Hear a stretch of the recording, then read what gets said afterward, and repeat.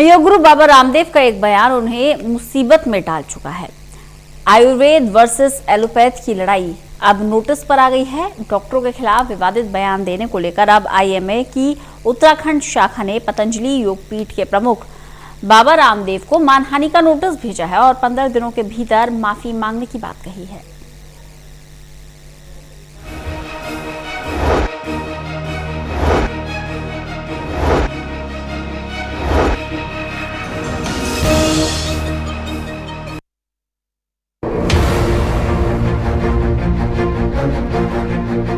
योग गुरु बाबा रामदेव और Indian medical association के बीच विवाद जारी है।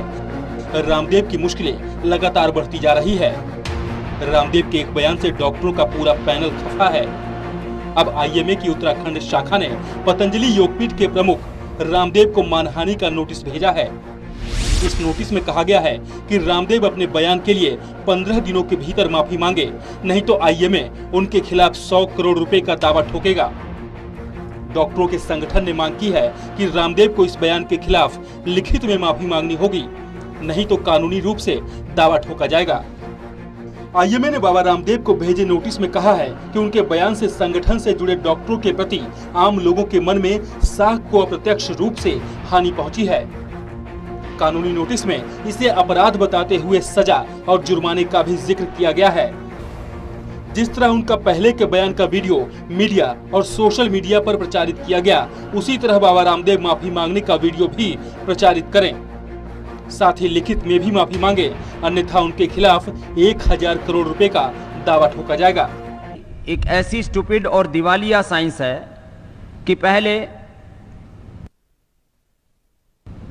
क्लोरोक्विन फेल हुई, फिर रेमडेसिविर फेल हो गई, फिर एंटीबायोटिक्स इनके फेल हो गए, फिर स्टेरॉइड इनके फेल हो गए, प्लाज्मा थेरापी के ऊपर भी कल बैन लग गया, और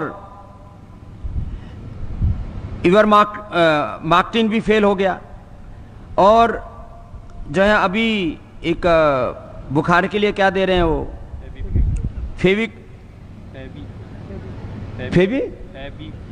फेविफ्लू, वो भी फेल है। जितने भी दवाएं दे रहे हैं, फिर लोग कह रहे हैं तमाशा हो क्या रहा है। बुखार की दवाई उनकी कोई कोरोना के ऊपर काम नहीं कर रही, क्योंकि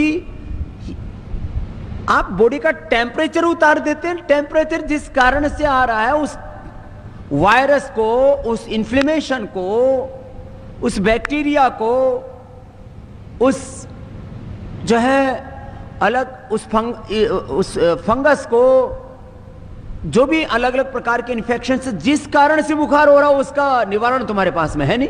जिस कोरोना नील किट दवा को लेकर रामदेव ने दावा किया था कि नए कोरोनिल दवा यानी COPP WHO GMP सर्टिफाइड है। पहले कोरोनिल दवा को पिछले साल इम्यूनिटी बूस्टर के तौर पर बाजार में उतारा गया था, लेकिन आमतौर पर इसका इस्तेमाल कोरोना के उपचार की दवा के तौर पर ही हुआ। अब ये कोरोना लाभकारी दवा के तौर पर लॉन्च किया गया है। आईएमए ने स्वामी रामदेव की पतंजलि कंपनी के उत्पाद श्वासारी कोरोनिल किट को लेकर भी आपत्ति जताई है।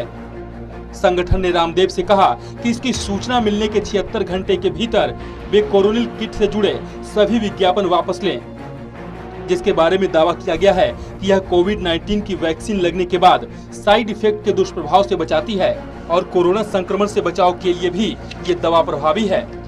आईएमए ने रामदेव और उनके सहयोगियों पर कोरोनिल किट के बारे में भ्रामक विज्ञापन प्रसारित और प्रचारित करने का आरोप लगाया है। आईएमए ने कहा कि कोरोनिल को लेकर भ्रामक प्रचार पर रामदेव लोगों में वैक्सीन और एलोपैथ दवा को लेकर लोगों में शंकाएं पैदा करने का काम कर रहे हैं। रामदेव पहले भी विवादित बयान देते रहे हैं। आईएमए के सचिव डॉक्टर अजय खन्ना ने कहा कि हमने रामदेव की पद्धति को लेकर कभी भी कोई सवाल नहीं उठाए, उनके उत्पादों को लेकर कभी कुछ नहीं कहा। वे अपनी पद्धति और दवाओं को लेकर ही बात करें तो बेहतर होगा। बाबा केवल अपने उत्पादों और दवाओं की बिक्री के लिए इस तरह का विवाद पैदा कर रहे हैं। वहीं डॉक्टर खन्ना ने एक चौंकाने वाली बात कही। उन्होंने कहा कि कुछ समय पूर्व उन्हें किडनी की समस्या हो गई थी। किसी ने उन्हें रामदेव की दवा खाने की सलाह दी। कुछ समय दवा खाने से उनकी किडनी खराब हो गई। डायलिसिस के बाद भी जब कुछ सुधार नहीं हुआ तो उन्हें ट्रांसप्लांट कराना पड़ा। बाबा रामदेव ने एलोपैथ को लेकर 25 सवाल जारी किए थे, जिसके जवाब में आईएमए एसोसिएशन ने कहा कि रामदेव एलोपैथी का ए तक नहीं जानते। हम उनके सवालों को जवाब देने को तैयार हैं, लेकिन पहले वो अपनी योग्यता तो बताएं। गौरतलब है कि पिछले साल कोरोना महामारी के बीच रामदेव ने कोरोना की दवा बनाने का दावा किया था, जिसे स्वास्थ्य विभाग ने खारिज कर दिया था। बाद में इसे इम्यूनिटी बूस्टर नाम दिया गया, जिसे मंजूरी मिलने के बाद बाजार में 525 रुपए में बेची जा रही है। रामदेव ने अपनी कोरोनिल किट को लेकर करोड़ों रुपए का विज्ञापन भी करा रही है। रामदेव ने दावा किया है कि कोविड-19 की वैक्सीन लगने के बाद साइड इफेक्ट के दुष्प्रभाव से बचाती है और कोरोना संक्रमण से बचाव के लिए भी ये दवा प्रभावशाली है। इंडियन मेडिकल एसोसिएशन के अनुसार रामदेव का इस तरह का दुष्प्रचार लोगों में वैक्सीन को लेकर भ्रम पैदा करती है। रामदेव अपना प्रोडक्ट बेचने के लिए ऐसे अनाप शनाप बयान देते रहते हैं। ऐसे में अब रामदेव की मुश्किलें और भी ज्यादा बढ़ सकती है। Special desk, total news.